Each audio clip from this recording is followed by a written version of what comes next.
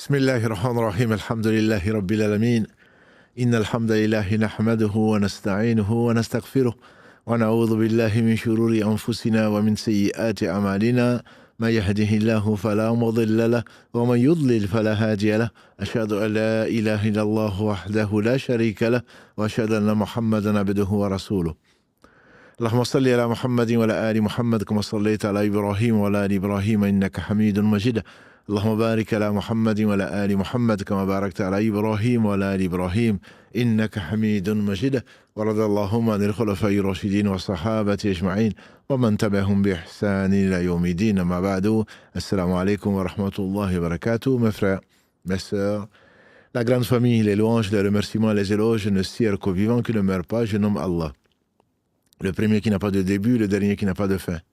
L'apparent, le dominant sur toute chose, le subtil, le bien informé, nous le louons. Nous revenons vers lui repentant, nous lui demandons protection contre les conséquences de nos péchés. Et lui seul en sait le nombre et les tendances de l'âme. Et l'âme ordonne certainement le mal, hormis celle à qui Allah fait miséricorde. Celui qui a la guide, nul ne saurait l'égarer. Celui qui est privé de sa guidée, nul ne saurait lui montrer le droit chemin. J'atteste donc qu'il est le seul digne d'adoration. L'omniscient, l'omnipotent, le miséricordieux par essence, par excellence, le grand pardonneur, le sage, le parfait dans son être, dans ses noms et attributs, et dans tous ses actes qui oscillent d'une part entre sa bonté, sa miséricorde, sa générosité, et d'autre part son omniscience et sa sagesse, qui dictent nécessairement sa justice. J'atteste de la véracité, de l'exemplarité de la prophétie de Muhammad ibn Abdillah, celui que Allah a envoyé comme miséricorde pour les univers, qu'Allah bénisse ce prophète, sa famille, ses compagnons, et tous ceux qui les auront suivis dans le droit chemin et nous fassent l'honneur d'en faire partie. Ce droit chemin, n'est-ce pas, que c'est celui que Allah subhanahu wa ta'ala nous a tracé au travers du meilleur des hommes que la terre a porté.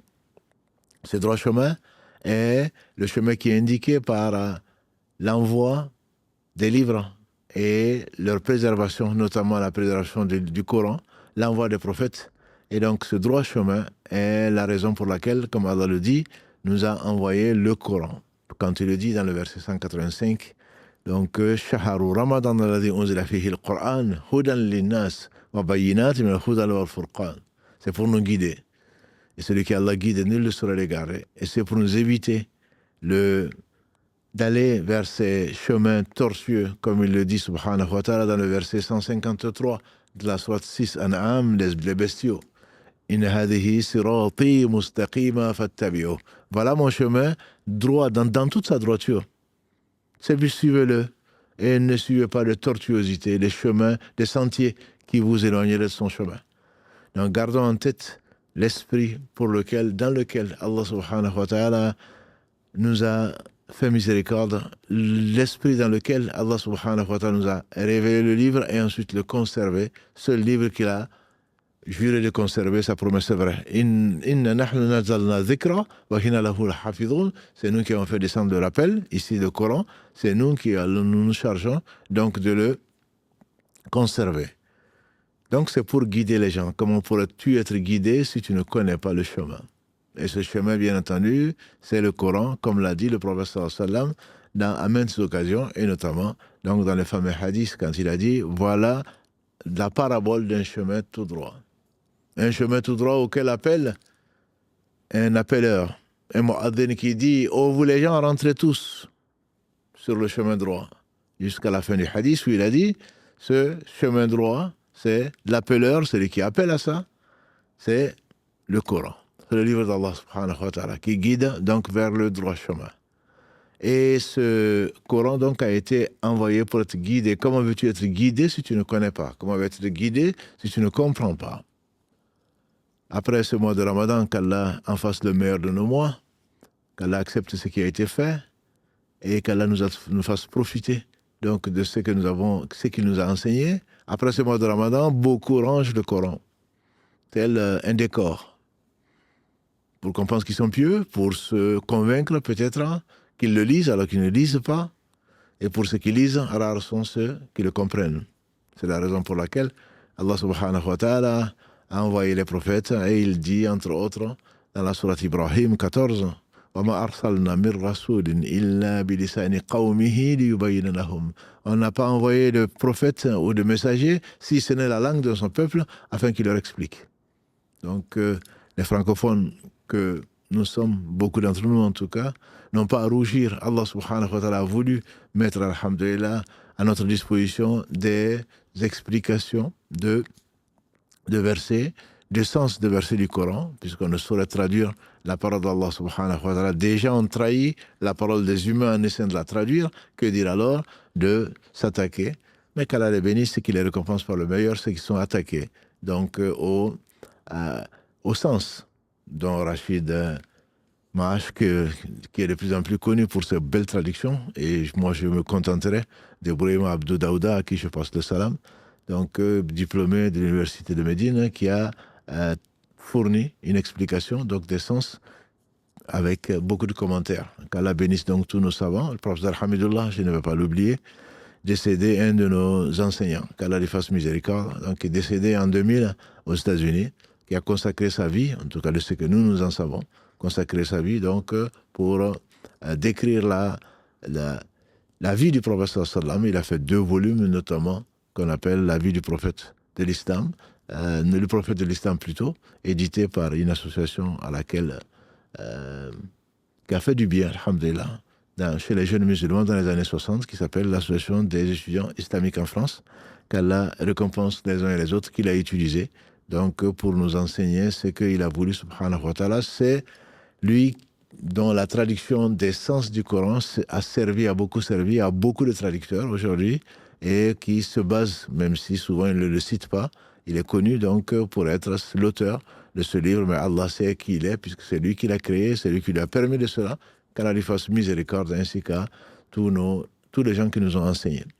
Donc ce Coran n'est pas un livre à déposer sur une étagère ou à embrasser quand on a fini de lire quelques versets, ou à inviter les uns et les autres à déposer un exemplaire à la mosquée, parce que mon père est décédé, il a été fait pour être lu, pour y croire, nous avons dit, pour être lu et récité, pour être compris, pour être pratiqué, médité, compris, pour être pratiqué, et également pour appeler les gens au bien, parce que tout le bien y réside, grâce à Allah subhanahu wa ta'ala.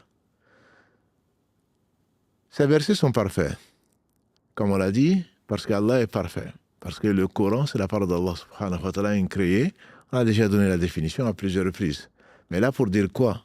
Pour dire que quand on aborde le Coran dans la lecture, ce n'est pas seulement par ses lettres, bien que, grâce à Allah subhanahu wa ta'ala, celui qui, même s'il n'en comprend pas le sens, lit une lettre du Coran, de la parole d'Allah subhanahu wa ta'ala, il est récompensé par 10 bonnes actions.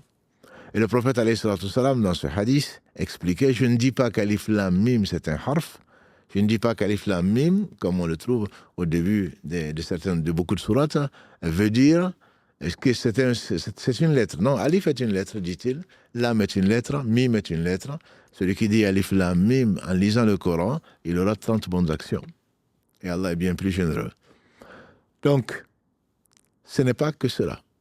Souvent, comme on le fait dire à Al-Hassan al-Basri, qu'Allah lui fasse miséricorde, je m'étonne.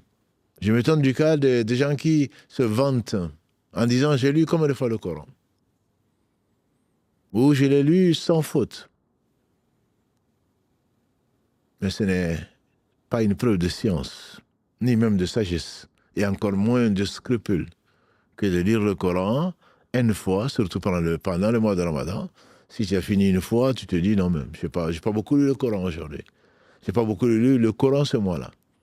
Il y en a qui l'ont peut-être fini 3 fois, voire plus, qu'Allah les récompense par le meilleur, mais le but n'est pas là.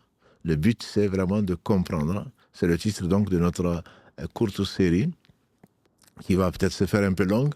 Courte série donc pour parler de comprendre le Coran. C'est l'une des raisons principales pour lesquelles Allah subhanahu wa ta'ala nous a déversé de sa miséricorde, parmi lesquelles la descente donc de sa parole incréée sur le meilleur des hommes, Muhammad sallallahu alayhi wa sallam, par le meilleur des anges, Jibril alayhi salam. Ces versets sont parfaits, sont détaillés dans une langue arabe claire. Allah dit entre autres dans la sourate, les versets détaillés, Fussilat, versets 1 à 2. Les versets, ils sont évidents, ils sont clairs. Donc tous les versets du Coran sont clairs. Mais pour le comprendre, il faut être faut faire partie des rasikhuna fil ilm, des gens doués d'intelligence, ulul albab, pour les comprendre, je dis bien. Je ne dis pas pour les lire. On peut les lire comme ceux qui ont lu ce qu'ils ont lu et que Allah a comparé à des ânes. Dans la sourate 62, Al-Jumu'ah, Allah dit subhanahu wa ta'ala dans le verset 5, مثل الذين حملوا التوراة ثم لم يحملوها كمثل الحمار يحمل أسفارا. Ceux à qui sont contentés de porter la Torah et qui n'ont pas vraiment compris, pratiqué, Allah les a comparés donc à l'âne qui porte un fardeau. Quel mauvais exemple, comme dit Allah subhanahu wa ta'ala dans ce verset 5 de la sourate Al-Jumu'ah, la sourate du vendredi. Et on verra, Inch'Allah, peut-être plus tard, quand on lit le Coran, parfois on a l'impression que c'est adressé à d'autres. Alors qu'en réalité, ça nous est adressé. C'est comme si Allah nous parlait pour celui, bien entendu, qui se sent concerné. Et celui qui ne se sent pas concerné, Allah se passe des mondes. Donc ces versets sont très clairs. Aujourd'hui, on va rester, peut-être sur la suggestion de Karim, qu'Allah le bénisse, sur la prolongation de ce qu'on a commencé à faire pendant le mois de Ramadan, les 10 dernières nuits en particulier. On a pris la sourate 31, le Coran, et on a pris commenter quelques versets. Là, on va peut-être se contenter, en tout cas se focaliser sur un verset de ce livre béni, qui est le verset 7 de la sourate 3, Al-Imran. هو الذي أنزل عليك الكتاب منه آيات محكمات هن أم الكتاب وأخرى متشابهات.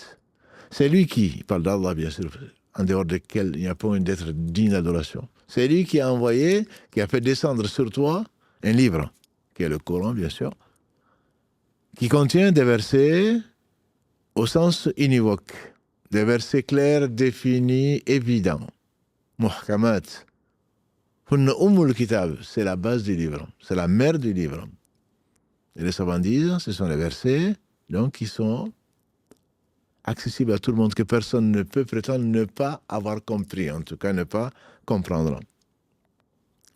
Et Mohammed ibn Ishaq al-Yassar, qu'Allah lui fasse miséricorde, a défini ces versets-là, muhkamat, univoque, si on peut traduire ainsi, comme étant les versets qui sont les preuves d'Allah subhanahu wa ta'ala sur ses créatures. Ce sont des versets, des signes pour guider tout un chacun dans le sens du verset 185 de la sourate Al-Baqarah dont on a dit Allah a guidé tout un chacun. Celui qui a voulu, qui a accepté la guider, l'a suivi. Mais personne ne viendra au jour du jugement dernier en disant je ne savais pas. Allah parle entre autres de Thamoud, ce peuple qui a été anéanti à cause de son injustice. Dans le verset 17 de la sourate 41, Fussilat encore, les versets détaillés. Pama Thamoud, quant au Thamoud, on les a guidés, mais ils ont préféré l'aveuglement à la guidée. Donc ça, ce sont les versets clairs. Allah est seul digne d'adoration. Il a créé les cieux et la terre sans besoin. Il vous a pourvu. Il continue. Il sait absolument tout.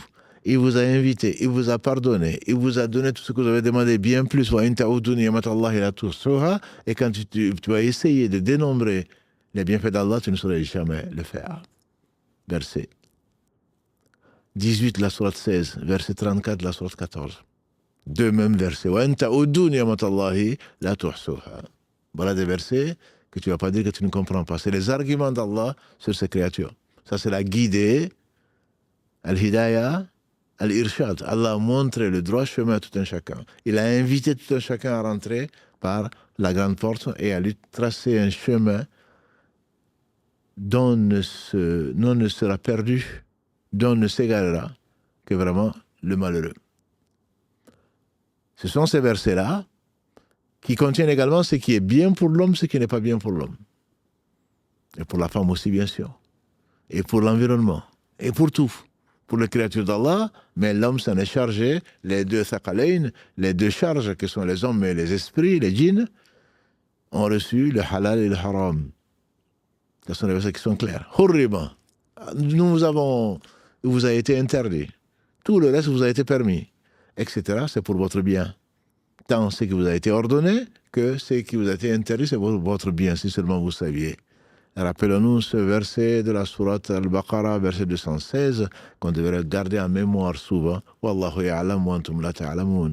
Quelques versets plus tard, verset 232 de la même sourate Al-Baqarah, Wallahu ya'lam wa antum la ta'lamun. Allah sait et vous ne savez pas. Il faudrait le retenir.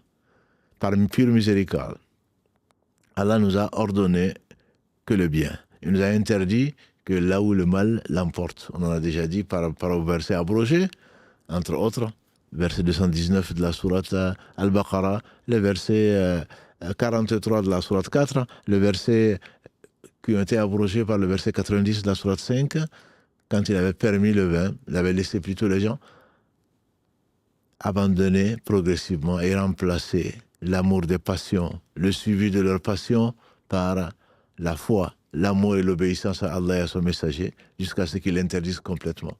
Ceci fait partie des objets, des moyens pour comprendre le Coran. Tu vas prendre ce verset parce que tu es malade, et nous sommes tous malades, qu'Allah nous guérisse tous, malades du cœur en particulier. Nous sommes tous attirés, et c'est pour cela qu'Allah a créé la mort et la vie, pour distinguer les gens qui sont véridiques, qu'Allah nous compte parmi ceux-là, les gens qui se mentent à eux-mêmes. Ils sont menteurs, pas forcément, ils sont réputés pour être menteurs, mais en eux-mêmes, ils se mentent à eux-mêmes. Comme Pharaon et bien d'autres. Comme le disait Moussa, Pharaon, tu sais très bien que ceci n'a été envoyé que par le Seigneur des mondes. Se ment à soi-même. Et c'est Allah qui sait, qu'Allah nous purifie le cœur, qu'Allah nous guérisse complètement. Yawma la yanfa'u malun wa la banoun illa man ata Allah biqalbin salim, disait Ibrahim alayhi salatu wassalam, dans la sourate 26 des poètes, Ash-Shu'ara, verset 88-89. Le jour où ni enfant ni bien ne serviront à quoi que ce soit, sauf celui qui vient avec un cœur qui est pur. Qalbin salim. Donc ce sont ces versets-là qui sont clairs, qui te parlent du halal et du haram, des versets qui te parlent de celui qui a tout créé sans besoin, qui décrit certains de ses attributs, etc., etc. Ça, ce sont des versets indiscutables, on n'a pas besoin de philosopher dessus. Il y a d'autres versets qui sont aussi clairs comme sens, mais qui ne sont pas compris, pas aussi explicites pour le commun des mortels, si on peut l'appeler ainsi. Mutashabihat. Donc ça, ce sont des versets, c'est pas qu'ils sont ambigus, non, il n'y a pas de verset ambigu. Tout le Coran est clair, explicite, mais la compréhension n'est pas donnée à tout le monde. Et Allah subhanahu wa ta'ala dit, فَمَنْ الَّذِينَ فِي قُلُوبِهِمْ زَيْغٌ فَيَتَّبِعُونَ مَا تَشَابَهَ مِنْهُ ابْتِغَاءَ الْفِتْنَةِ وَابْتِغَاءَ التَّأْوِيلِ وَيَعْلَمُ تَأْوِيلَهُ إِلَّا اللَّهُ وَالرَّاسِخُونَ فِي الْعِلْمِ يَقُولُونَ. Tout ça, c'est le même verset. Ceux dont le cœur penche vers la discorde, ceux qui cherchent autre que la guider, je dirais, les gens au cœur malade. Donc l'objet de ce live aujourd'hui, c'est de montrer quels sont les doués d'intelligence. C'est ceux qui recherchent la vérité. C'est pas ceux qui vont chercher. Tu ne peux pas comprendre le Coran quand tu ne cherches pas à comprendre le Coran. Ne cherche pas, ils cherchent à trouver des ambiguïtés. Il n'y en a pas. S'il y avait, si ça venait d'autres que Allah subhanahu wa ta'ala, on y aurait trouvé beaucoup de contradictions. Comme il le dit dans le verset 82 de la sourate, les femmes, 4 ans, verset 82. Si le Coran venait d'un autre que Allah, ils y auraient trouvé beaucoup de contradictions. Alors ne les cherchez pas. Ne cherchez pas de contradictions. Ennemi d'Allah, ennemi de vous-même. Qui êtes-vous, si ce n'est des orgueilleux qui vont chercher de l'imperfection dans la parole du Parfait subhanahu wa ta'ala. Mais qui es-tu? Ne te rappelles-tu pas d'où tu viens? Ne te rappelles-tu pas comment les autres ont fini? Tu vas finir ainsi. Quand j'ai dit fini, tu as ton expérience terrestre avant d'être éprouvé dans la tombe et ensuite ressuscité pour être jugé pour ce pourquoi tu t'es pris. Et donc, c'est pour cela que le croyant, quand il aborde le Coran, il aborde avec une certitude. Il ne va pas rester comme ces bédouins ou ces polythéistes qui ont défié, qui sont pris pour ce qu'ils n'étaient pas, parce qu'ils étaient peut-être éloquents, Peut-être ils pensaient être de bons poètes qui ont pensé que cela venait d'autre qu'Allah. Allah les a défiés, comme vous le savez, mes frères et sœurs. Allah les a défiés en même temps, maintes reprises dans le Coran. D'abord d'amener un Coran pareil, dans la sourate 17, verset 88. Ensuite d'amener 10 sourates seulement, parmi les sourates qui existent. Dans les versets 13 et 14, la sourate 11, sourate Hud. Et ensuite, Allah les a mis au défi d'amener une seule sourate. Dans les versets 23 et 24 de la sourate Al-Baqarah. فَإِن لَمْ تَفْعَلُوا وَلَنْ تَفْعَلُوا.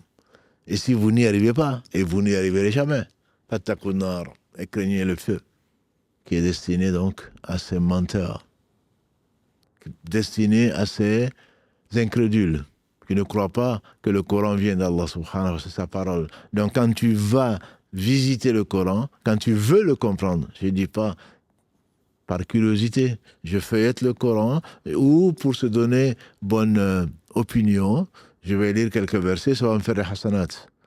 Mais il n'a pas été révélé que pour ça. Je dirais même la raison principale n'est pas celle-là. Quand tu vas aller, si tu veux comprendre le Coran, c'est pour être guidé, c'est pas pour autre chose. C'est pas pour aller faire le beau, c'est pas pour aller l'utiliser à mauvais escient, pour le vendre des versets, pour te faire passer pour celui que tu n'es pas, un saint ou je ne sais quoi d'autre. Si c'est pour cela, tu ne comprendras jamais. Tu vas comprendre des sens, mais tu vas jamais comprendre le Coran. La compréhension du Coran oblige à faire partie des rasikhuna fil ilm. Allah dit wala ya'lamu ta'wilahu illa Allah. Ne sait la vérité, la réalité des choses que Allah. Beaucoup de savants, dont l'imam At-Tabari, qu'Allah fasse miséricorde, une référence en matière d'explication du Coran, de tafsir, s'arrête là. Wala ya'lamu ta'wilahu illa Allah, ne sait l'explication que Allah. Beaucoup de savants s'arrêtent là, dans ce verset-là, avant de reprendre وَالرَّاسِخُونَ فِي الْعِلْمِ يَقُولُونَ. Donc, Allah seul sait. Alors, pour d'autres savants disent وَمَا يَعْلَمُ تَعْوِيلَهُ إِلَّا اللَّهُ وَالرَّاسِخُونَ فِي الْعِلْمِ. Ils s'arrêtent là. Ils obligent à s'arrêter là. Vous avez, dans le tajwid, en lisant, dans certains masahif, dans certains livres, vous allez voir وَلَا يَعْلَمُ تَعْوِيلَهُ إِلَّا اللَّهُ avec un petit mime au-dessus. Ne connaît, ne sait le sens, l'explication que Allah, arrête-toi là. Le mime, quand vous le voyez pour nous aider, ils ont mis 2 signes. Comme mime, un petit mime au-dessus. C'est pas le mime d'iqlab qui vient avant un noun qui vient avant un bas, qu'on va transformer le noun en mime. C'est pas celui-là. Il est juste au-dessus, un petit mime. Ça veut dire absolument arrête-toi là. Et parfois, tu as un petit là. Ne t'arrête surtout pas là. Tu as un qaf, al-waqf, aoula. Si tu t'arrêtes, c'est mieux. Et tu as un sad, al-wasl. Le fait de continuer, c'est mieux. Ne t'arrête pas là. Mais si tu t'arrêtes, c'est pas interdit. Par contre, si tu t'arrêtes, si ça change de sens, ils vont te mettre un petit là dessus. Surtout, ne t'arrête pas là. Al-wasl aoula, mieux vaut continuer. Al-waqf aoula, il y a un petit qaf dessus, etc. C'est pas un cours de tajwid. C'est juste qu'Allah bénisse nos savants qui nous aident qui ont, on espère, compris donc le Coran et qui nous aident à comprendre le Coran, à en comprendre le sens, mais également la lettre. Et donc, tout ça pour expliquer quoi? La ya'lamu ta'wilahu illa Allah. Ne sait le sens que Allah, on s'arrête là.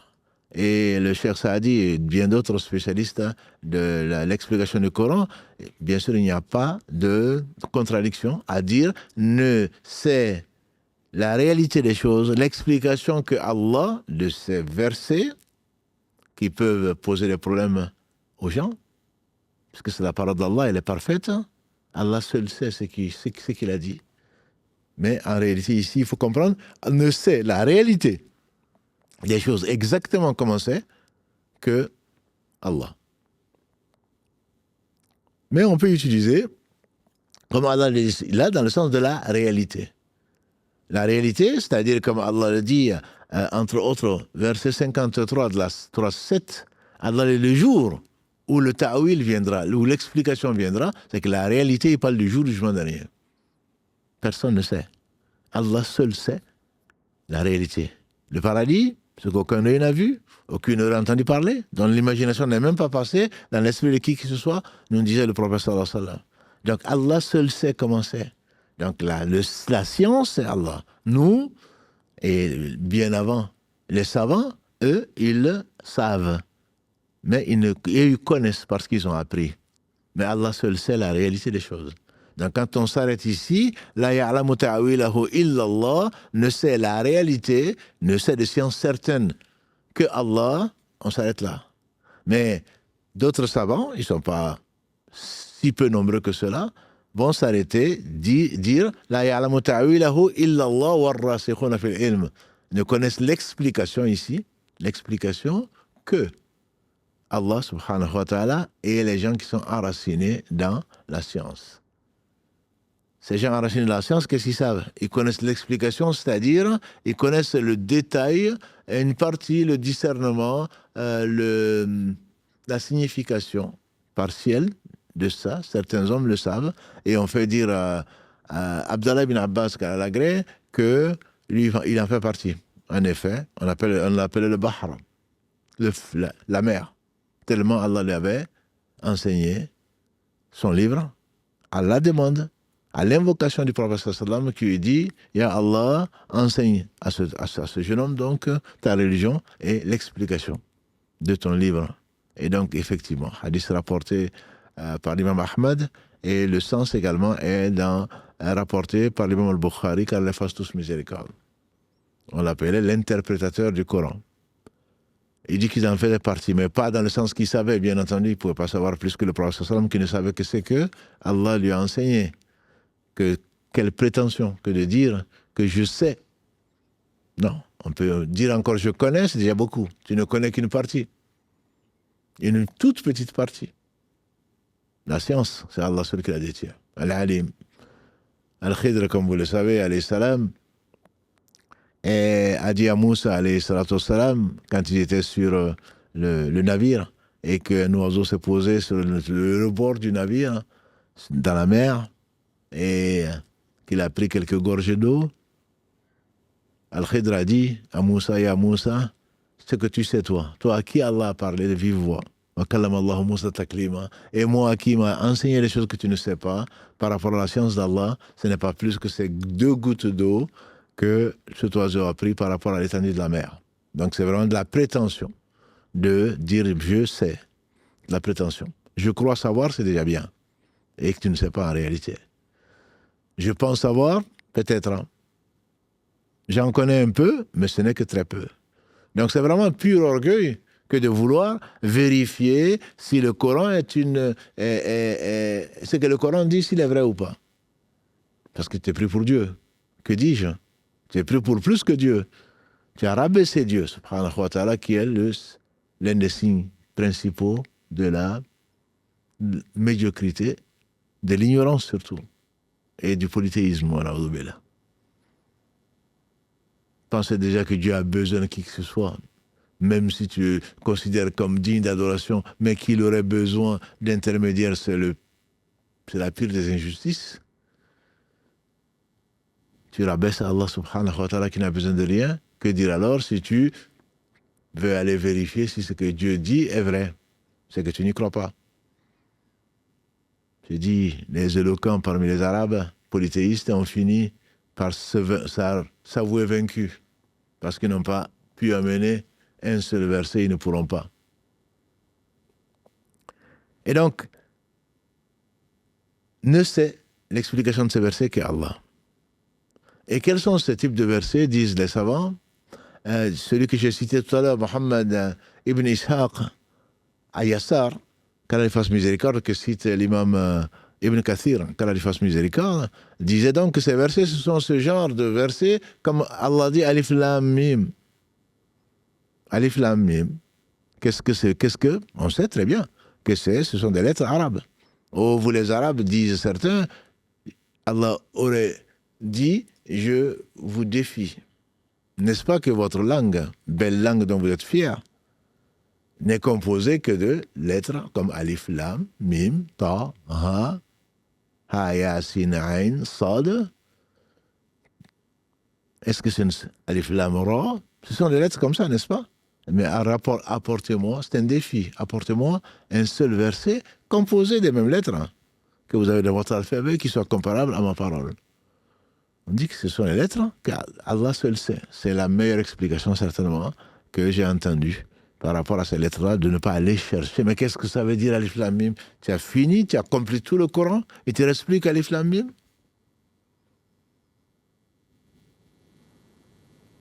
Des versets, certains disent des versets abrogés, ne les connaissent que certaines personnes, bien sûr, dont Ibn Abbas ou bien d'autres, mais tu ne peux pas comprendre le Coran sans avoir cette information-là. Des versets abrogés et abrogeants sur lesquels nous étions restés avant donc, le début du Ramadan. Et d'autres versets. Mais ça veut dire quoi? Ça veut dire simplement que ton apport, Allah les qualifie de qui? Ils ne sont pas intelligents. Parce qu'ils ne sont pas rasikhuna fil ilm. Ceux qui ont la certitude, ceux qui ont leur foi ancrée dans le Coran, ils ne doutent pas de ça, sinon ça ne sera pas beaucoup bénéfique. À moins qu'Allah fasse miséricorde à celui comme de l'extrême droite hollandaise des Pays-Bas qui est parti pour lire le Coran, pour écrire, démontrer que le Coran est faux. Allah l'a guidé finalement et ce ne sont pas que des fausses informations. Et puisque il a écrit récemment un livre donc sur sa démarche et sa conversion à l'islam. Allah guide qui il veut. Ça me rappelle mieux que nous, Omar bin Khattab qui est sorti pour tuer le prophète sallam et finalement il a fait la shahada au bout de son parcours, le même jour. Aller pour tuer le meilleur des hommes et il finit par revenir et Allah l'a mis au service de l'islam et il est au paradis qu'Allah l'a gré ainsi que tous les compagnons de Mohammed sallallahu alayhi wa sallam. Mais l'exception confirme la règle. Quand on lit le Coran, toi musulman, quand tu lis le Coran, tu dois y aller, pas pour aller chercher mais quand Allah parle des 7 cieux, de quoi il parle? Mais où sont les 7 terres? Comme j'ai déjà entendu. C'est pour cela que le Coran a été révélé. وَالرَّاسِخُونَ فِي الْعِلْمِ يَقُولُونَ. Les gens qui sont enracinés dans la science, qui ont la foi et la certitude, qu'est-ce qu'ils disent? Amanna. Kullun min indi rabbina. Nous y croyons. Tout vient de la part de notre Seigneur. Tout vient de la part de notre Seigneur. Et c'est l'exemple de gens qui, un jour, meilleur qu'aujourd'hui, l'imam Malik, il était dans qu'Allah lui fasse miséricorde, une référence de science, un puits de science, une référence, était assis donc en train d'enseigner, une des meilleures positions dont l'homme puisse profiter. Il était en train d'enseigner quand un homme est rentré et il prend le verset 5 de la sourate 20, Taha. Ar-Rahmanu ala arshi istawa. Le miséricordieux s'est élevé au-dessus du trône. Et il dit comment? Comment ça se fait? Tu as fini tout le Coran, tu as appris toute ta religion, tu l'as pratiqué, il ne te reste plus que ça. C'est le seul verset que tu n'as pas compris? On dit que l'imam Malik, quand il fasse miséricorde, a baissé la tête. Il a sué, au point qu'on voyait de grosses gouttes tomber de son front. Ensuite, il a relevé la tête. Il a dit, on lui fait dire en tout cas, l'istiwa, ghayr majhoul, ou l'istiwa ma'loum. Ce mot, l'établissement, il est connu en langue arabe. Il n'est pas ignoré. Le fait d'y avoir foi, puisque Allah dit Ar-Rahmanu ala arshi istawa, le fait d'avoir foi est une obligation. La façon, les kayfiyya est ignorée. Allah seul sait. Et la question de comment ceci se fait est une bid'a. C'est une innovation. Et dans une version, faites-moi sortir cet innovateur de mon cercle. Il n'est pas venu apprendre. Il est venu pour polémiquer. Quand tu abordes le Coran, quand tu abordes n'importe quelle étude d'ailleurs, le Coran était au summum, quand tu abordes n'importe quelle étude avec un esprit partisan, un esprit sectaire, tu crois détenir la vérité, tu ne la cherches pas. Allah dit la vérité. Comment tu peux venir vérifier si ce que le Coran dit correspond à ce que toi tu sais? C'est élevé, c'est de l'orgueil et c'est de l'abaisser, celui qui est élevé, Allah subhanahu wa ta'ala. Donc c'est la raison pour laquelle Allah a fait des savants, ce qu'il a fait d'eux, et on fait dire à Omar ibn Abdelaziz, le petit-fils d'Omar ibn Khattab, à qui Allah a éprouvé pendant juste quelques années, on dit 2-3 ans. Allah lui a laissé un excellent souvenir. On dit arrête-toi là où on lui fait dire arrête-toi là où ils se sont arrêtés. Ils ne se sont arrêtés que par intelligence. C'est pas moi qui le dis, c'est Allah qui le dit. Warrasikhuna fil ilm, ceux qui sont ancrés dans la science disent. Et ça, c'est les compagnons du prophète sallallahu alayhi wa sallam. On n'en a jamais entendu un seul en train de dire et comment Allah fait ceci et pourquoi Allah fait cela. Tu poses des questions. Lui n'est pas interrogé, dit-il, dans sa parole, sourate 21, verset 23. Et vous, eux, ils seront interrogés. Donc, quand tu abordes le Coran, tu dois l'aborder avec cet esprit de modestie, d'humilité. Et tu dois te baser sur les versets, pour revenir à l'histoire de faire sortir cet innovateur, il y a les versets qui sont clairs. Comment? Tu ne peux pas le savoir, Allah seul sait. Le comment existe bien sûr, Allah fait ce qu'il veut. Quand il veut qu'une chose soit, il suffit qu'il dise soit, il affirme une chose dans 7 versets du Coran, dans 7 sourates différentes. Thumma stawa ala al-arsh. La première sourate où il en parle, c'est la sourate numéro 7, Al-Araf. Il en parle dans la sourate numéro 10. Il en parle dans la sourate 13. Il en parle dans la sourate 25. Il en parle dans la sourate 32. Il en parle dans la sourate 32. Il en parle dans la sourate 57. Et bien sûr, dans la sourate 20. Il y a ajouté foi, c'est sûr. Mais le comment tu peux le savoir? Comment tu peux le savoir? Allah dit dans le verset 11 de la sourate 42. Ashura, la consultation. Laysa kamithlihi shay. Voilà un verset sur lequel tu ne peux pas ne pas comprendre. Si tu veux comprendre. Laysa kamithlihi shay. À lui, rien n'est semblable. Rien ne lui ressemble. Ton cerveau, ta réflexion, tes spéculations ont été créées. Wallahu khalaqakum wa ma ta'malun. C'est Allah qui vous a créé ainsi que ce que vous faites. Verset 96 de la sourate 37. Si tu veux aller vérifier. C'est Allah qui nous a créés. Ton cerveau, c'est Allah qui l'a créé. Ta réflexion, ce qui est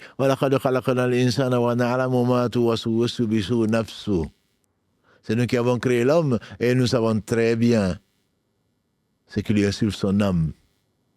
Verset 16, effectivement, comme des commentateurs l'avaient dit sur au lieu de 18, c'est que il ne dit pas une parole s'il n'a pas à côté de lui un écrivain, un scribe, de la sourate 50. Là, c'est le verset 16 de la sourate 50. Nous avons créé l'homme. Et nous savons très bien ce qui lui insuffle son âme. Comme il sait tout, subhanahu wa ta'ala. Et donc, ce que tu fais, c'est Allah qui le crée. Il te permet de le créer. Il le crée parce qu'il te permet d'agir. Vous ne voudrez que si Allah le veut, mais tu es responsable de cela. Et le prophète, alayhi salatu wassalam, souvent se mettait en colère pour Dieu. Il ne se mettait en colère que pour Allah. Il n'a jamais levé la main ni sur un esclave, ni sur une femme, si ce n'est dans le djihad. Et il ne lui a jamais été donné de choisir entre deux choses s'il n'a pas choisi la plus facile. Quand, bien sûr, c'est ce qui est permis. Quand ce qui n'est pas permis, il était le plus éloigné, nous disait notre mère Aïcha, et on la croit, bien sûr. Il se mettait en colère quand il venait trouver des gens en train de discuter de choses futiles de ce genre. On ne dit pas qu'ils ne sont pas intelligents. Ils ont peut-être un QI de 130, dirait Karim. Ou plus, peut-être. Allah crée ce qu'il veut. Mais ce n'est pas une intelligence que le Cheikh Saadi appelle utile. L'intelligence utile, c'est l'intelligence qui t'amène à ne t'occuper que de ce qui te profitera. C'est ça l'intelligence utile. Ce n'est pas la spéculation. Et comment c'est après? Et si tu le savais? Et Allah n'a rien laissé cacher que ce qui, si tu le découvrais, n'allait pas t'avancer. Allah n'a rien laissé sans te l'expliquer de ce qui te servira. L'intelligence utile, c'est celle qui doit t'amener à être doué de raison. C'est la fin de ce verset-là. Verset 7 de la sourate 3 que nous sommes en train de commenter. Ne se rappelle en réalité que les gens qui ont quelque chose dans le cerveau. Ulul albab. C'est qu'ils réfléchissent vraiment. Mais à quoi? À des choses qui leur seront utiles. Et donc, qu'est-ce qui te sera utile? Ce sont les versets, qui est l'écrasante majorité des versets, qui te parlent pour t'orienter, pour te guider vers le chemin, pour te guider sur le chemin. Pour le guider sur le chemin. Et donc, ces versets qui échappent, mais ce n'est qu'une tentation, disait le Cheikh Mohammed Ibn Ishaq al-Yassar. Ce sont des tentations comme le halal et le haram. Allah dit ne fais pas ça. Si tu veux, fais-le. Il te dit ne fais pas. C'est un test. Alladhi khalaqa al-mawta wal-hayata liyabluwakum ayyukum ahsanu amala. C'est lui qui a créé la mort et la vie afin de vous mettre à l'épreuve. Quand Allah te dit ne fais pas ça, on aurait le cœur, le pire des cœurs, aussi pourri que le cœur le plus corrompu, que toute la terre, hommes et djinns réunis, avait ce cœur de cette qualité, si on peut parler de qualité, de cette mauvaise qualité, ça n'enlève rien à Allah. Mais c'est juste pour te mettre à l'épreuve. Ahasiba an-nas an yutraku an yaqulu amanna wa hum la yuftanun. Alif Lam Mim. Versets 1 et 2 de la sourate 29. L'araignée. Les gens pensent-ils qu'on va les laisser dire nous croyons alors qu'ils n'ont pas été éprouvés? Et Allah a éprouvé les gens d'avant nous afin de distinguer les gens qui sont sincères, des véridiques par rapport aux gens qui sont menteurs. Comme j'ai dit encore une fois, mensonge ne veut pas dire que tu mens aux autres seulement. Mensonge, c'est peut-être tu te mens à toi-même. Tu te prends pour ce que tu n'es pas. Tu as prétendu être fidèle au serment que Allah t'a fait prendre quand il t'a tiré des reins d'Adam dans le verset 172 de la sourate 7. Est-ce que tu vas être, vraiment, tu vas tenir à ce serment-là, que tu n'adorerais qu'Allah, que tu n'adorerais pas ses passions, que tu ne te prendrais pas pour ce que tu n'es pas. Deux caractéristiques a dit le prophète sallam, qu'est son Seigneur, et le nôtre a dit, je me les réserve. La grandeur, le kibr, al-kibriya, wal-azama. Celui qui les dispute, Allah va l'humilier et le mettre en enfer. Reste humble, mon frère. Reste humble, ma sœur. Prends le Coran pour ce pourquoi il a été descendu, à savoir une miséricorde, un guide, une lumière et une guérison. Prends-le comme ça. Si tu abordes le Coran avec cet esprit-là, il se peut que tu comprennes. Et si tu ne comprends pas, comme le dit Mohamed Tabari, je m'étonne que les gens lisent le Coran et ils en sortent sans le comprendre. Comment pourrait-il en jouir? Donc je reviens pour dire que les traductions des sens du Coran sont utiles, plus que utiles. C'est par là qu'Allah nourrit ton cœur. C'est là que va puiser les remèdes contre les tendances de l'âme. Parce que plus tu vas savoir, plus tu vas connaître ton Seigneur, plus tu vas l'aimer. Plus tu vas comment ton âme, disent les savants, plus tu vas la détester. Mais comment pourrais-tu faire quand on va décourager les uns les autres? Non, tu ne comprends pas arabe, c'est même pas la peine de lire le Coran. Tu crois que le Coran a été venu pour que tu le mettes en gris-gris autour de ton cou? Sinon les Arabes n'iront pas en enfer. Hein? Non, ça ne suffit pas.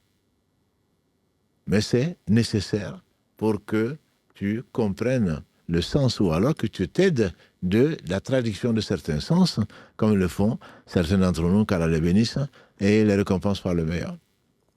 Pour le comprendre, il y a plusieurs façons qui sont légiférées et d'autres qui ne le sont pas. Ce n'est pas, oui, j'ai lu la traduction, donc j'ai compris. Voilà ce qu'Allah a dit. Non. Allah ne t'a pas dit ça. Allah ne t'a pas parlé. Allah ne t'a pas parlé. Qu'Allah bénisse Salim qui disait, qui m'a envoyé un réel du cheikh Abdallah al-Badr, où quelqu'un est venu dire en disant, lui, il est prophète. Il a de la révélation. Le cheikh, il dit, oui, c'est vrai, tu as de la révélation. Il était étonné. Les assistants aussi. Comment il a la révélation? Il n'y a plus de prophète. Le cheikh Abdallah al-Badr, un enseignant du dogme à la mosquée du prophète sallam, encore vivant, ainsi que son père, Abdul Mohsin Abbad, qu'Allah les préserve et les récompense par le meilleur, pour ce qu'il leur a enseigné et leur a permis de faire. le cheikh Abdullah al-Badr, il dit, oui, c'est vrai, tu as de la révélation. Tu as de la révélation. Et l'homme, bien sûr, ça devait certainement le rassurer. Il dit, il y a deux types de révélations. Une révélation sur Mohammed sallallahu alayhi wa sallam, celle-là, s'est arrêtée, la révélation divine. Quant aux l'autre forme de révélation, sont des révélations sataniques. Ça continue. Vous vous rappelez certainement, je pense vous l'avoir transmis ou raconté. On dit que le cheikh Abdul Qadir a fait un songe. Et on lui a dit dans le songe, moi je suis Allah. Tu peux arrêter de m'adorer, maintenant tu me connais. Tu es arrivé au point culminant, comme certains égarés pensent qu'ils sont arrivés à un point, au point que ce n'est même plus de prier. Ils sont arrivés à un stade, on prie tout ça pour se rapprocher d'Allah. Le prophète sallallahu alayhi wa sallam, le jour de sa mort, alayhi salatu salam, le jour le plus triste de l'humanité, qu'est-ce qu'il a fait au petit matin? Il a levé le rideau qui séparait la chambre de notre mère Aïcha, où ses femmes avaient accepté qu'il reste là-bas parce qu'il était très malade. Il a levé un coin du rideau qui donnait sur la mosquée, il a souri comme une demi-lune. La salat. Quand il a vu les musulmans en train de prier. Lui-même priait jusqu'au dernier moment, quand il était évanoui, à force de la douleur qu'il ressentait, il était évanoui. Et quand il revenait à lui grâce à Allah subhanahu wa ta'ala, il dit, est-ce que vous avez prié? Avez-vous prié? On dit, non, on t'attend. Il n'a pas fini de dire ça, qu'il s'évanouissait encore, sallallahu alayhi wa sallam. Et allez-y me chercher l'eau de cette puits de Médine, mélangez-le et versez-le sur moi. C'est ce qu'Allah lui a inspiré. Et après ça, il est revenu à lui-même. Et c'est la dernière fois certainement qu'on l'a vu entre deux hommes qui étaient deux de ses cousins pour l'amener jusqu'à la mosquée. La prière. Tu peux la faire debout, tu la fais debout. Tu peux pas la faire debout, tu la fais assis. Tu peux pas la faire assis, tu la fais coucher. Tu peux pas la faire coucher, tu la fais mentalement. Et toi, tu vas dire que tu as atteint un stade où maintenant tu n'as plus besoin de prier. Ça, ce sont des révélations sataniques. Qu'aucun homme, qu'aucune femme, qu'aucun shaitan ne t'amène à abandonner la prière parce que tu crois être arrivé. Non, la révélation divine s'est arrêtée. Il en reste encore un 46e de la prophétie qui est le rêve pieux, et ce n'est pas ton cas. Donc, quelqu'un qui se manifeste dans le rêve de Cheikh Abdul Qadir, qui dit « Je suis Dieu, tu peux arrêter ». On dit qu'il a répondu « Je sais que toi tu es le shaitan ». Parce que Dieu, on ne le voit pas dans ce monde. Et on aura, Inch'Allah, l'occasion de le voir, de contempler sa noble face au paradis. Mais ceci n'est donné qu'aux gens du paradis, qu'Allah nous compte parmi ceux-là. On dit que celui qui s'est prétendument qualifié de Dieu s'est mis à pleurer. Et dans le rêve, il dit pourquoi? Il dit parce que j'en ai trompé plus d'un. Je me suis fait passer pour Dieu. Et ils ont cru en moi. Le Dajjal, c'est ce qu'il va faire. C'est la plus grande tentation de ce bas monde. Tous les prophètes en ont parlé, a dit le prophète sallam. Mais ce qu'ils n'ont à leur peuple. Mais ce qu'ils n'ont pas dit, c'est que Masih Dajjal, il est borgne. Et Allah n'est pas borgne. Comme il a dit, sallallahu alayhi wa sallam. Donc il y a des versets qui sont clairs. Il y a des dires qui sont authentiques et clairs. Tu te bases sur cela, tu ne seras pas perdu. Je vous laisse, a-t-il dit, sallallahu alayhi wa sallam, deux choses. Deux références. Si vous y tenez, jamais vous ne serez égarés. Le livre d'Allah et ma sunna, comme il a dit, sallallahu alayhi wa sallam. Alors, comment tu vas connaître, comment tu vas comprendre, essayer de comprendre. Aborder, déjà, nous avons vu, on a passé beaucoup de temps dessus, aborder déjà le Coran avec un esprit d'humilité, un esprit de recherche de la vérité. Et celui qui est sincère, je ne m'inquiète pas pour lui. Celui qui recherche la vérité, je suis convaincu qu'Allah va lui montrer la vérité. S'il est encore véridique, Allah va lui permettre de suivre la vérité. Alors, il y a plusieurs façons de comprendre le Coran. Il nous reste peu de temps. La meilleure ou les meilleures façons, c'est de comprendre le Coran au travers des versets du Coran ou au travers des hadiths. On va les faire dans l'ordre. Le Coran par le Coran, l'exemple le plus simple, qui est à la portée de tout un chacun, je prends le verset 5 ou 6 de la Sourate al-Fatiha. Si tu considères Bismillahirrahmanirrahim 1, ce sera le verset 6. La Fatiha a 7 versets. Si tu considères, comme l'avis majoritaire des savants, que Bismillahirrahmanirrahim n'est pas un verset, ce sera le verset 6. Et si tu considères que Bismillahirrahmanirrahim est le premier verset de la Sourate al-Fatiha, ça va être le verset 7. Qu'est-ce que tu lis 17 fois par jour, ma soeur ou mon frère? Quand bien sûr c'est possible, ma soeur. Quand tu n'es pas indisposé, qu'est-ce que tu lis? Ihdina as-sirata al-mustaqim. 5. Ou 6. Sirata alladhina an'amta alayhim. Guide-moi dans le droit chemin, le chemin de ce que tu as comblé tes bienfaits ou dont tu as été satisfait. Sirata alladhina an'amta alayhim. Ghayri al-maghdubi alayhim wala-d-dallin, et non de le chemin de ceux qui ont encouru ta colère et des égarés plutôt. Sirata alladhina an'amta alayhim, qui sont-ils? Quels sont les gens dont Allah a été agréé? Ah oui, ils aiment Allah. Allah les aime, peut-être. C'est même sûr qu'Allah les aime puisque c'est lui qui les a créés, qui les a guidés et qui leur a permis de faire ce que lui il aime. Tout bienfait vient d'Allah. Mais qui sont-ils? C'est ceux qui rêvent, c'est ceux qui prétendent être croyants et ne pratiquent pas, c'est ceux qui... Non. Allah dit, il donne l'explication. C'est la meilleure explication. C'est Allah même qui dit dans le verset 69 de la sourate Les Femmes 4. وَمَنْ يُطِعِ اللَّهَ وَالرَّسُولَ فَأُولَئِكَ مَعَ الَّذِينَ أَنْعَمَ اللَّهُ عَلَيْهِمْ مِنَ النَّبِيِّينَ وَالصِّدِّيقِينَ وَالشُّهَدَاءِ وَالصَّالِحِينَ فَحَسُنَ أُولَئِكَ رَفِيقًا. Allah dit وَمَنْ يُطِعِ اللَّهَ وَالرَّسُولَ, et celui qui obéit à Allah et aux messagers. Voilà ce qu'Allah a comblé de ses bienfaits. Tu remontes à la sourate al-Fatiha, verset 7 ou 6, tu vas retrouver Sirata alladhina an'amta alayhim. Le chemin de ce que tu as, dont tu as été satisfait. Et Allah dit, et celui qui a obéi à Allah et aux messagers, voilà ce dont Allah a été satisfait. Parmi les prophètes, les gens véridiques, les martyrs témoins et les gens de bien. Et quelle belle compagnie, dit-il, subhanahu wa ta'ala, pour conclure ce verset 69 de la sourate 4. Il n'y a pas meilleure explication. Il y en a bien d'autres versets qu'Allah détaille.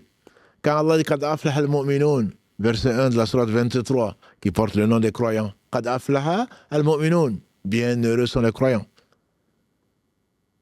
Ah oui, moi je suis croyant. Non, Allah te décrit les croyants. Verset 2, alladhina hum fi salatihim khashi'un. Verset 3, walladhina hum anil lagwi mu'ridun. Verset 4, walladhina hum li furujihim hafidhuna, jusqu'au verset 11. Ulaika humul warithun, voilà ceux qui hériteront du paradis. Alladhina yarithuna al-firdausa hum fiha khalidun, c'est ceux qui vont hériter du paradis Firdaus où ils seront éternels. Ce n'est pas ma prétention de dire, non, croyant, oui, je suis croyant. Croyant, ça veut dire, je crois en Allah, oui, certainement. Je crois en les livres, je crois aux anges, je crois aux livres, je crois aux messagers, je crois au jour du jugement dernier, je crois au destin. Oui, c'est ça les croyants, non? Oui. Mais Allah te dit, bienheureux les croyants qui sont-ils? Voilà ce qu'il dit. Et il y a très, très nombreux versets où il définit les croyants. Ce ne sont pas seulement innamal mu'minuna alladhina amanu billahi wa rasulih thumma lam yartabu wa jahadu bi amwalihim wa anfusihim fi sabilillah ulaika humu sadiqun. Les croyants sont seulement ceux qui Allah les décrit. Donc, combien de versets en parlent? Ce n'est pas ce que toi tu espères être croyant qui est croyant. Et il y a beaucoup d'autres versets, bien entendu, que l'on peut donner un exemple. Le temps est court.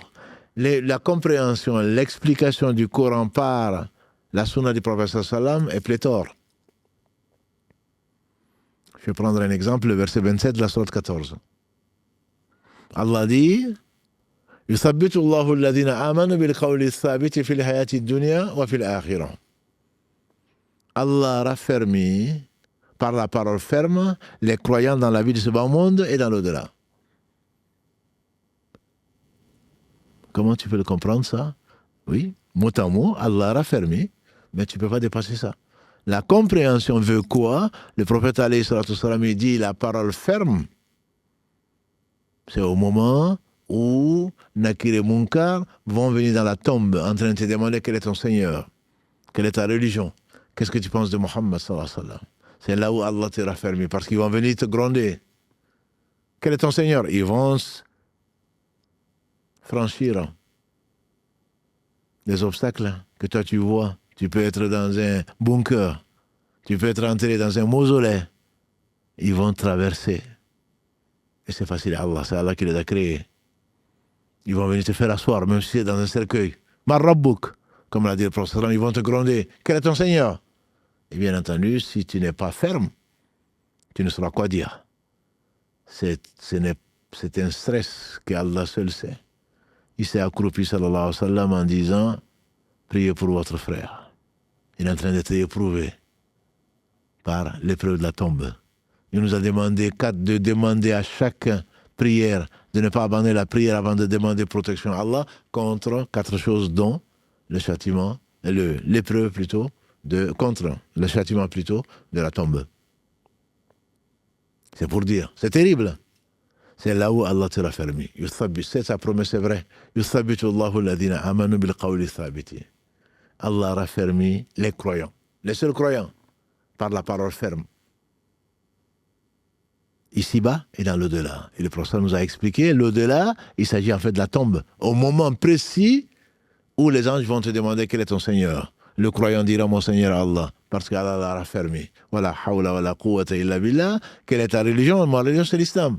Qu'est-ce que tu penses de cet homme? S'agissant de Mohammed sallallahu alayhi wa sallam, qu'est-ce qu'il t'a appris? C'est le messager d'Allah, il m'a enseigné le Coran, etc., etc. Ils vont dire, tu as dit vrai. Voilà la place qui t'aurait attendu si tu n'avais pas pu répondre. Parce que l'hypocrite, l'incrédule, il dira la adhérer, je ne sais pas. Et ce n'est pas les barres de fer que tu peux imaginer qui vont lui tomber dessus. C'est bien pire. Ils vont dire tu n'as rien appris. Tu n'as rien appris. Tu n'as rien lu, tu n'as rien appris. Au premier, on va montrer sa place. La place qu'il aurait occupée n'eût été la miséricorde d'Allah, c'est-à-dire sa place en enfer. Et on va lui dire, voilà, Allah te l'a changé et il t'a montré cette place-là au paradis. T'as accordé cette place. Et matin et soir, on lui ouvrira une fenêtre sur sa place au paradis, qu'Allah nous compte parmi ceux-là. Quant à l'autre, voilà ce que tu aurais pu. Si tu avais dit vrai, si tu avais lu, si tu avais appris, voilà ce que tu aurais occupé comme place. On lui montre une place au paradis qu'il n'occupera peut-être jamais. Et voilà la place que tu as gagnée, entre guillemets, pour ceux qui jouent au loto. Voilà la place que tu as gagnée. Tu as joué, tu as perdu. Voilà, la vie est un jeu, Allah dit. I'lamu annama al-hayatu dunya la'ibun, il dit.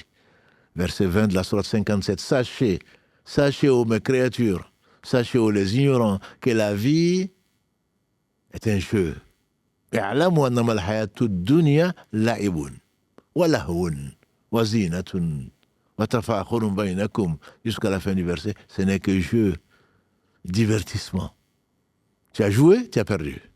Voilà la place que tu as méritée. On montrera à la personne, car elle nous en préserve, la place qu'il occupera. Au moins jusqu'à la résurrection. À moins qu'Allah fasse miséricorde qu'au travers des invocations d'un fils pieux ou d'autres choses, qu'Allah subhanahu wa ta'ala arrête son châtiment dans la tombe. Parce qu'il n'a pas su, parce qu'il n'a pas lu. Comment tu vas comprendre ce verset? Le verset 60 de la sourate 23. Notre mère Aïcha, Allah dit Alladhina yutuna ma ataw wa qulubuhum wajilat annahum ila rabbihim raji'un. Ceux qui donnent et leur cœur est bouleversé, craintif à l'idée de la rencontre d'Allah. Notre mère Aïcha, pourtant c'est une savante, qu'Allah l'a agréé ainsi que son père, et bénit son mari, Mohammed sallallahu alayhi wa sallam. Elle dit, Ya Rasulallah, est-ce que des gens qui donnent, ils donnent et puis ils sont craintifs? Est-ce que ce sont des voleurs? C'est des gens qui ont forniqué, qui craignent la rencontre de leur Seigneur? Il a dit, oh non, la fille du très véridique. Non, c'est pas ça. Il ne s'agit pas de ça. Il s'agit des gens qui ont prié, qui ont jeûné, qui ont donné, mais ils craignent qu'Allah ne les a pas acceptés. Ils craignent qu'Allah n'a pas accepté ce qu'ils ont fait. Et Allah seul sait s'il a accepté une seule œuvre de nous. Et Allah se passe de tout. Et Allah n'accepte que les pieux. Comment tu saurais l'explication de ce verset? Un dernier verset. Ibn Mas'ud rapporte, quand Allah a révélé le verset 82 de la sourate 6, An'am, les bestiaux, ceux qui n'ont pas entaché leur foi d'injustice. À eux, c'est le salut. Abu Bakr aurait dit au prophète, mais qui d'entre nous n'a pas été injuste? Qui d'entre nous n'a pas été injuste? C'est-à-dire, comment on sera sauvé? Ça, c'est les bonnes questions. C'est pas, mais comment Allah fait ça? Non, ça, c'est les bonnes questions, mais c'est comment être sauvé. Comment être sauvé? Mais comment elle va être sauvée? Et le prophète a dit, non, il ne s'agit pas de ça. N'as-tu pas entendu la parole de Luqman à son fils? Verset 13, la sourate 31. Ya bunay, la tushrik billah. Inna shirka la zulmun azim. Oh mon cher fils, n'associe rien à Allah. Parce que l'association, c'est une injustice énorme. Et donc il s'agit là, le zulm ici, c'est l'injustice. Mais plus particulièrement ici, il s'agit de l'injustice qui cause la pire des injustices, le plus grand péché, qui est l'association. Allah ne pardonne pas à celui qui meurt dans cet état-là, il ne lui pardonnera pas. Inna Allah la yaghfiru an yushraka bihi wa yaghfiru ma duna dhalika liman yasha. Verset 48 et verset 116 de la sourate Les Femmes de la sourate 4. La sunna va forcément expliquer. J'avais dit le dernier, allez, un dernier pour arrêter ce live, déjà 20h. Allah dit dans le verset 26 de la sourate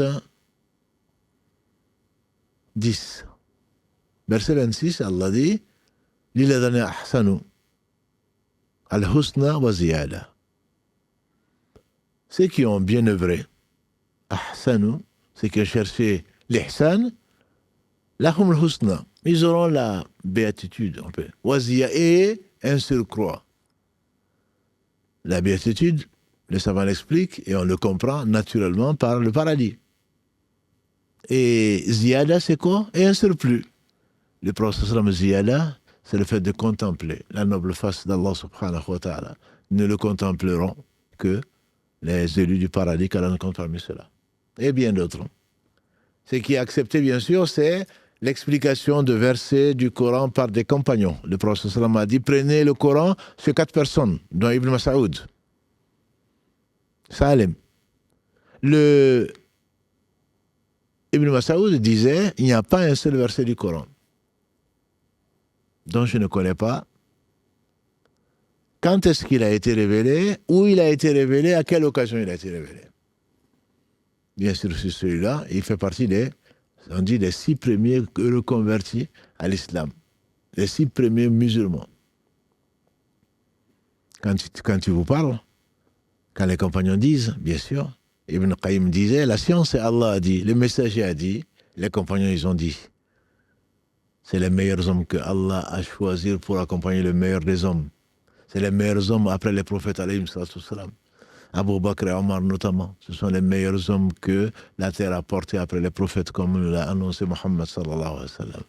Ça, c'est accepter les paroles de compagnons, quand il n'y a pas de divergence, bien sûr, dessus. Il peut y en avoir, exceptionnellement, mais il peut y en avoir.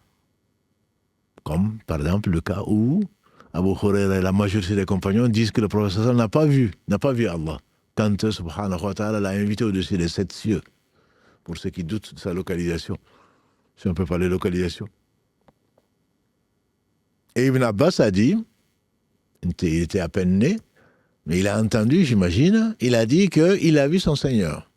Et beaucoup de compagnons du prophète, pour ne pas dire à part ce cas, disent non, il ne l'a pas vu. Abu Dhar s'est précipité, demande au prophète, tu as vu Dieu? Comment il est Dieu? Il dit, comment tu veux que je le voie Dieu? Dieu est une lumière. Demande à, ça c'est moi qui le rajoute, demande à Moussa. Moussa, quand Allah s'est manifesté, Allah subhanahu wa ta'ala l'a fait rentrer dans sa miséricorde, l'a choisi comme prophète, lui a parlé, il a dit, ô Seigneur, permets-moi de te voir. Il dit, comme tu ne me verras pas, Moussa. tu ne me verras pas. Verset 143 de la sourate 7, Al-A'raf. Lan tarani, tu ne me verras pas. Les savants rajoutent dans ce bas monde, puisqu'il fait partie des 5 meilleurs hommes que la terre a portés. Il est certainement au paradis et il verra son Seigneur subhanahu wa ta'ala. Et qu'Allah nous rajoute parmi les compagnons, parmi les gens donc, qui ont aimé Allah, ses messagers. Allah dit, Lan tarani, tu ne me verras pas. Et Allah dit, mais observe, et regarde la montagne. Je vais me manifester sur elle, si elle supporte ma manifestation, tu me verras. Allah s'est manifesté sur la montagne a volé en éclats. Et Moussa est tombé en syncope. Et toi, tu penses voir Allah? Et donc, l'avis le plus fort, si les compagnons ont divergé, on prend bien sûr l'avis le plus fort, qui est l'avis de la majorité, et on l'abandonne, donc, cet avis-là. Mais les avis des compagnons, notamment Ibn Abbas, qui est connu, comme on l'a dit en début d'émission, pour être l'objet de la bénédiction d'Allah subhanahu wa ta'ala à travers de l'invocation du prophète sallallahu alayhi wa sallam. Et c'est très beau. Il expliquait beaucoup de versets que beaucoup de gens ne comprenaient pas. Allah lui a donné. Il est vraiment un bahr, c'est vraiment une mer qu'Allah a agréé ainsi que son père. Des gens se posent la question, notamment pour parler d'Ibn Abbas, pour ne pas dire de lui que cette divergence. Dans la sourate 79, versets 27 à 30, Allah dit Wal arda antum ashaddu khalqan amis sama banaha rafa'a samkaha fasawwaha wa aghtasha laylaha wa akhraja duhaha wal arda ba'da dhalika dahaha. Est-ce que vous êtes plus difficile à créer dans la sourate Nadhiyat 79 que les cieux? Allah l'a élevé. Allah l'a bâti. Et ensuite, il a élevé le ciel. Et puis, il a aplani la terre. Et donc, quand tu comprends ça, d'un point de vue cosmologique, d'un point de vue astronomique, tu vas dire que les cieux ont été créés avant la terre. Puisqu'Allah dit Wal arda ba'da dhalika, quant à la terre, après cela, il a étalé pour que tu ne tombes pas. Ça ne veut pas dire que la terre est plate comme certains l'affirment. Et jure même que si jamais tu dis le contraire, tu sors de l'islam. Tu as un verset sur ça? C'est ton explication, c'est ta compréhension. Allah n'a pas dit ça.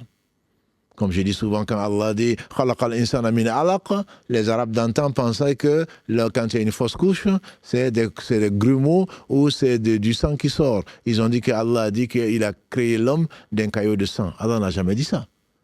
Allah a dit « Khalaqal insana min alaq ». Alaqa, en arabe, c'est s'accrocher d'une adhérence, disait Maurice Bucaille, qui a appris l'arabe pour comprendre le Coran. Alaqa ne fait pas dire à Allah ce qu'il n'a pas dit. Allah n'a pas dit que c'est un caillot de sang. Et l'embryologie moderne, bien sûr, démontre que c'est bien comme Allah l'a décrit, subhanahu wa ta'ala, et pas comme les gens ont pensé parfois. Pour revenir donc, tu comprendrais de ces versets 27 à 30 de la sourate 79 qu'Allah a créé les cieux et ensuite la terre. Alors que dans la sourate Fussilat, on revient encore dessus, 41, versets 9 à 11, Allah dit subhanahu wa ta'ala qu'il a créé la terre en 2 jours. Ensuite, il a mis ses aqwat, ses montagnes, l'eau, les arbres en 2 jours. Et entre-temps, il a créé les cieux en 2 jours. Ça fait 6 jours, pour ceux qui posent des questions. Ibn Abbas, il dit, Allah a créé dans cette sourate, verset 9, sourate 41, verset 9, Allah a créé la terre d'abord. Et ensuite, il a créé les cieux en 2 jours. La terre en 2 jours, ne me pose pas la question de savoir à quoi correspond ces 2 jours, c'est pas ce qui va te faire entrer au paradis. Pose-toi la question, le bédouin, qu'est-ce qu'il dit? Ya Rasulallah sallallahu alayhi wa sallam, Mata sa'a, c'est quand la fin du monde? Il a dit malheureux, c'est une chose qui est grave, la fin du monde. Qu'est-ce que tu as préparé? Il dit moi, je n'ai pas préparé. Il dit, la fin du monde, il voulait dire quoi? Le paradis. Il craignait l'enfer. Il n'est pas là en train de rentrer de chercher des poils sur des œufs. Non. Qu'est-ce qui va me servir demain? Mu'adh ibn Jabal Karalagré, quand il a traité le bédouin qui trouvait qu'il lisait trop loin d'hypocrite, le bédouin lui dit, « Ya Rasulallah, moi je ne comprends pas beaucoup de ce que toi tu dis, ni Mu'adh. » Il dit, « Moi, dans ma prière, je demande à Allah le paradis et je lui demande protection contre l'enfer. » Voilà quelqu'un qui a compris le Coran. Voilà quelqu'un qui a cru au Coran. Je demande quoi? Ce qui va me servir demain et pour l'éternité. Je demande à Allah. Moi, je ne connais pas. Il dit, moi, je ne connais pas tout ça. Je ne comprends pas grand-chose, dit-il, de ce que toi tu dis, Ya Rasulallah, ni de ce que dit Mu'adh. Les compagnons, ils aimaient beaucoup les bédouins, ils étaient francs. Le prophète me dit, et Mu'adh et moi-même, on tourne autour de ça, en fait. Tout ce que nous disons, toute la compréhension du Coran, c'est quoi? C'est de tourner vers l'au-delà. Ce n'est pas de savoir qui sont est-ce que la terre a été créée avant le ciel? Oui, mais je ne comprends pas. Il y a une contradiction entre les versets 27 et 30 de la sourate 79 et les versets 9 à 11 de la sourate 41. Ce n'est pas sur ça que tu seras interrogé, sauf si tu te prends pour ce que tu n'es pas, tu commences à dire Allah a dit. Ou alors Allah se contredit. J'ai dit que le prophète se mettait en colère. Vous ne frappez pas une partie du livre d'Allah contre une autre. Ce que vous comprenez, ce que vous comprenez, contentez-vous-en, appliquez-le, et ce que vous ne comprenez pas, laissez à celui qui sait, c'est-à-dire Allah. Pourquoi souvent dans nous, par réflexe, on dit souvent Allahu A'lam. Même si je connais, c'est Allah seul qui sait. Et donc, il a dit, Ibn Abbas, Karalagré, ainsi que son père, l'explication, c'est qu'Allah a créé la terre en 2 jours. Ensuite, il a créé les cieux en 2 jours. Ensuite, il a... C'est pas qu'il a créé, il a aplani et il y a mis ce dont nous avons besoin. Montagne pour la stabiliser, de l'eau, parce que toutes choses vivantes ont été créées à partir de l'eau, les arbres, etc., etc., les animaux, etc. Donc ça dépend de la science qu'Allah donne à qui il veut. Et il y a aussi, et je vais en finir, Inch'Allah, il y a aussi l'explication de l'arabe, bien sûr. Les mots ont un sens.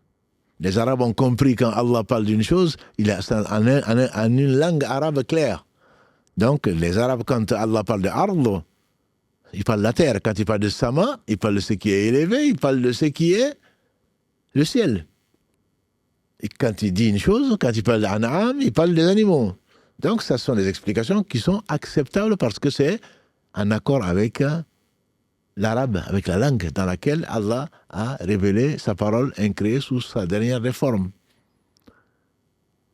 On prend l'explication également quand c'est en accord avec cela. Les Israéliens, c'est qu'un certain nombre de récits des fils d'Israël ont été utilisés par les gens qui expliquent le Coran en faisant le parallèle. Le prophète m'a dit, ne démentez pas, ne confirmez pas. Mais on ne peut pas, à partir de ça, sans preuve, dans les textes de l'islam, dire que c'est cela. Et donc, ce sont des choses, là, on commence à jouer avec le feu, à dire, voilà ce que Moïse a dit, voilà ce qu'un tel a dit, alors qu'on n'est pas témoin, on n'a pas de preuve. Cette science qu'Allah a donnée aux musulmans, qui n'a donné à personne d'autre avant. Cette science du hadith, cette vérification, cette ponctualité, cette précision dans la parole, de prendre des hommes seulement intègres, etc., avec les conditions, je ne connais pas de science plus intelligente, supérieure parmi les sciences humaines à la science du hadith. Et Allah, qu'il bénisse nos anciens, les gens qui ont travaillé matin, midi et soir, qui n'ont perdu que peu de temps, en tout cas par rapport à nous, qui avaient l'au-delà, en point de mire. Ceux-là savaient pourquoi ils lisaient le Coran. Ceux-là cherchaient à comprendre le Coran pour s'orienter vers ce qu'Allah aime et agrée. Qu'Allah subhanahu wa ta'ala nous compte parmi au moins les gens qui les aiment, qu'Allah nous aime, qu'Allah nous fasse aimer également ses œuvres, qui nous rapprochent de lui, qu'il aime comme la compréhension du Coran, qu'Allah purifie nos cœurs. Et on n'a pas encore fini, parce que le but n'est pas que de comprendre. Le but, c'est certainement de méditer, Comprendre, c'est une chose, méditer en est une autre. Et l'appliquer encore est une autre chose. Qu'Allah bénisse celui qui a le plus compris le Coran, celui qui l'a médité, celui qui pleurait dans ses prières, et sincèrement, celui qui était le Coran vivant. Comme le dit notre mère Aïcha, qu'Allah l'agrée. Je parle bien sûr de Mohammed ibn Abdillah. Qu'Allah bénisse ce prophète, sa famille, ses compagnons, tous ceux qui les auront suivis dans le droit chemin et nous fassent l'honneur d'en faire partie. Notre prochain rendez-vous, Inch'Allah, ce sera vendredi à 19h. Désolé pour l'heure, on s'est déjà justifié, mais nous ne pensons pas avoir le temps. Vous avez le replay, et qu'Allah bénisse les gens de près ou de loin qui nous font profiter donc de cette science-là, qui nos enseignants, et également Karim et d'autres qui nous mettent à le replay. Vous, s'il plaît à Allah, vous allez l'avoir avant vendredi. En tout cas, il fait tout pour le faire. Et la qualité des images et le reste, on ne va pas faire ses éloges. Je sais que vous priez déjà pour lui. Ne nous oubliez pas qu'Allah vous aime et on vous remercie encore une fois pour votre confiance et ça n'a pas de prix. سبحانك اللهم وبحمدك أشهد أن لا إله إلا أنت أستغفرك وأتوب إليك سبحان ربك رب العزة عما يصفون والسلام على المرسلين والحمد لله رب العالمين والسلام عليكم ورحمة الله وبركاته.